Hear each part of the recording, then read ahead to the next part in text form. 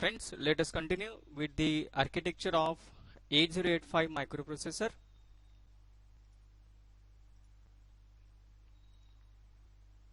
So this is the functional block diagram or architecture of the 8085 microprocessor.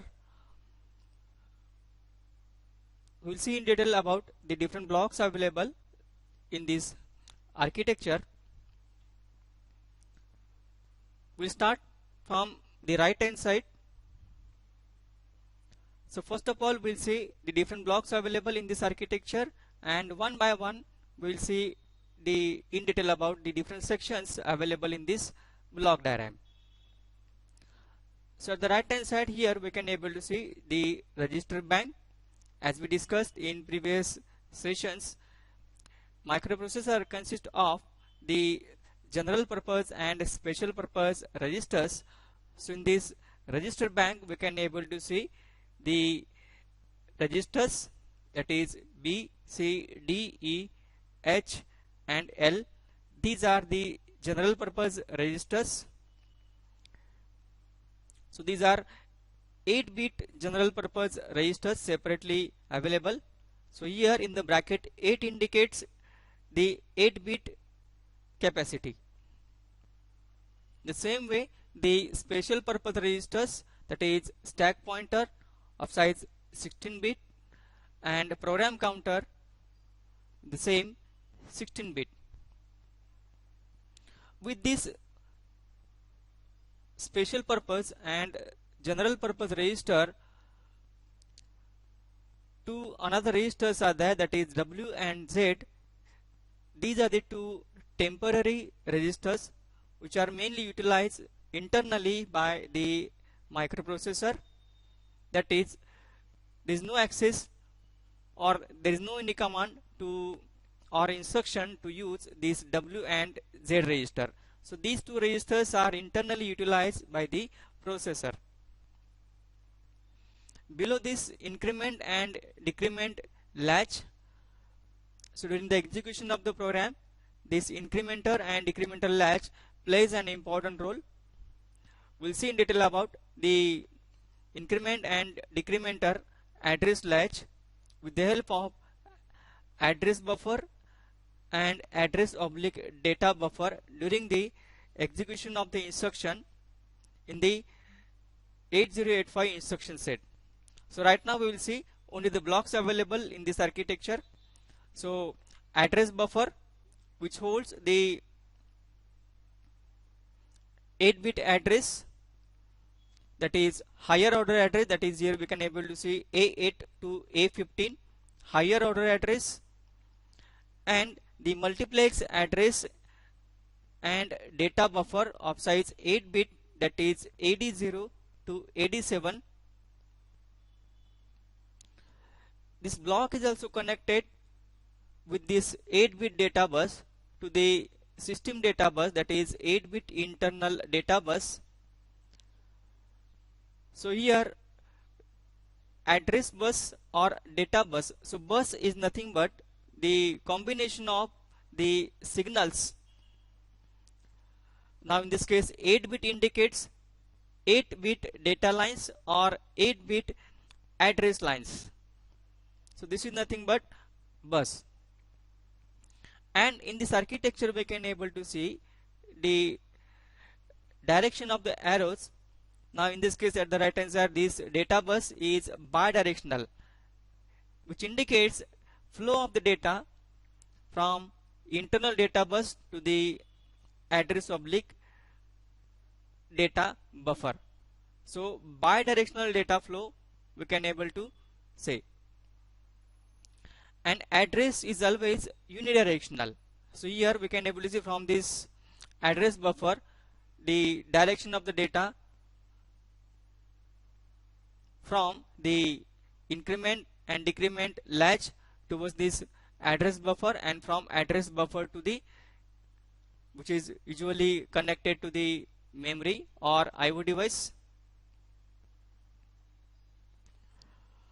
This register bank will work in coordination with the register selection logic and multiplexer depending on the instruction provided by the user or depending on the program, the registers are utilized in coordination with the multiplexer. So this is about the register array or register bank. So B, C, D, E, H, L, 6 general purpose registers, stack pointer, program counter, special purpose registers, W and Z temporary registers. Now for serial communication, two pins are available with this 8085, that is SID, that is serial input data, SOD serial output data. So serial I/O control, so this particular block is responsible for serial communication, that is data either from external peripheral to the microprocessor. So here arrow is towards this particular block, serial I/O control block, input signal, and SOD serial output data, that is serial data transferred from this particular serial I/O control block towards the output peripheral. So direction of the arrow towards the peripheral. The same way, the data bus from this particular serial I/O block is connected to the internal 8-bit data bus. So here also we can able to see the bidirectional data bus. The left hand side we can able to see interrupt control. As we discussed, 8085 provides 5 hardware interrupts. All these are the input signals. Trap is the highest priority interrupt. Below that, RST 7.5. So RST stands for restart. So 7.5, RST 6.5, RST 5.5. And last one is the general purpose interrupt signal, input signal, INTR. So this INTR will work in coordination with the INTA, interrupt acknowledge bar signal. So this is the output signal. So this particular interrupt, that is INTR, is usually used to expand the interrupt system.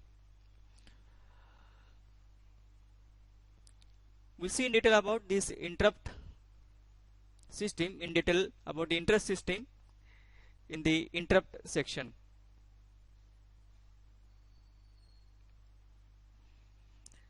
Again, this particular block is connected with the bus to the internal 8-bit data bus.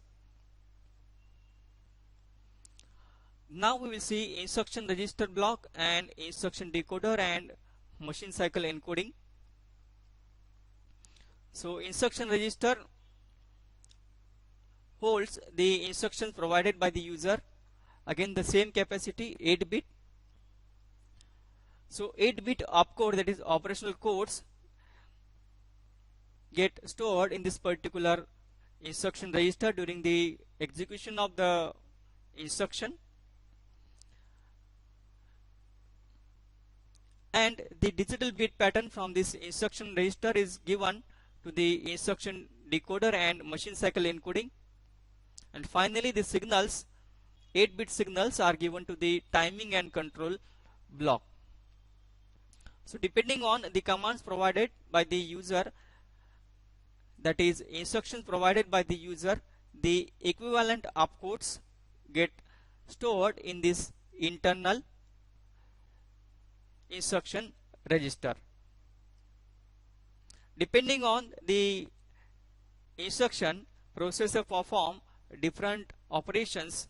For example, arithmetic and logical operation or data transfer kind of operations. So depending on that, the timing and control block plays an important role to generate the different control signals, that is IO/M bar, read bar and write bar. This timing and control block consists the different input and output signals. So here X1 and X2, these are the clock pins or clock signals, input signals. Clock out is the output signal. Ready signal, ready is the input signal. Read bar, write bar control signals. ALE, that is address latch enable. As we discussed in the previous slide, the 8085 has drawback, that is multiplexed address and data lines. So here also we can able to see AD0 to AD7, that is address. A indicates address, D indicates data. So D0 to D7 data lines are multiplexed with A0 to A7 address lines. Then to separate the address and data lines, we require, or this particular 8085 requires external hardware, that is latch kind of IC. So at that time ALE, that is address latch enable, plays an important role to latch or lock the address. Once the address get latched or locked in the latch device, external hardware latch device, the 8085 can use D0 to D7 for data transmission or for data reception. So ALE is for that operation. H0, S1, these are the special status signals. So status signals are mainly utilized in the advanced system, and these two status signals plays an important role to give the different operations performed by the processor. IO/M bar output signal, it indicates depending on the status. So IO is active high /M bar. M bar means active low signal.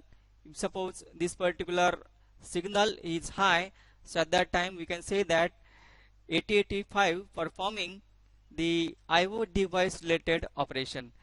If suppose this particular signal, that is IO/M bar signal, is active low, so at that time we can say that the 8085 microprocessor performing the memory device related operation. These are the two DMA pins, hold input signal, and HLDA, hold acknowledge output signal. These are the two reset pins or reset signals. Reset out is the output signal and reset in bar is the input signal. So reset in bar, active low input signal, mainly utilized to reset the 8085 based microprocessor or 8085 based system, and reset out is mainly utilized to reset the whole system which is running on 8085 based system. So reset in bar is mainly utilized to reset 8085 processor, and reset out output signal to reset the another peripherals or ICs which are connected or interfaced to 8085 microprocessor. So in this way, whole system, that is 8085 microprocessor plus connected hardwares or the remaining ICs, simultaneously get resetted with this reset out signal. Now we'll move to the left hand side, different blocks available. So here the 8-bit accumulator, special purpose register, again connected to the internal data bus, and the ALU. So here in this diagram we can able to see this accumulator is connected to the ALU, and another operand is connected to the temporary register. So here temporary register is nothing but W or Z register depending on the command given by the user. In this temporary register, microprocessor will hold the data. Either the data is coming from H register, D register, B register, C register, E register or L register. So depending on that, in temporary register the data get assumed. And once the data is available in the temporary register and accumulator, ALU, that is arithmetic and logic unit, will perform the logical or arithmetic operation, again depending on the user program or the command. And finally the result from this ALU is given to the 8-bit internal data bus. So in this diagram we can able to see the output from this ALU is again connected to the 8-bit internal data bus. And one thing is that the result from this ALU again gets stored in the accumulator. That is, after the execution of the program or any operation, arithmetic or logical, any kind of operation, the result always you will find in the accumulator. So accumulator contents get overwritten with the result. Then the flag register.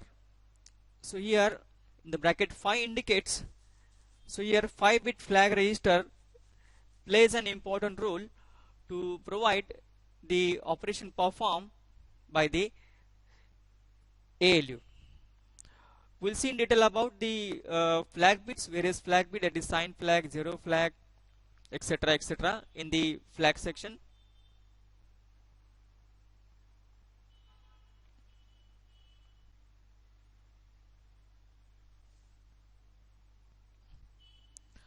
Now we will see in detail one by one the different sections available in this 8085 architecture.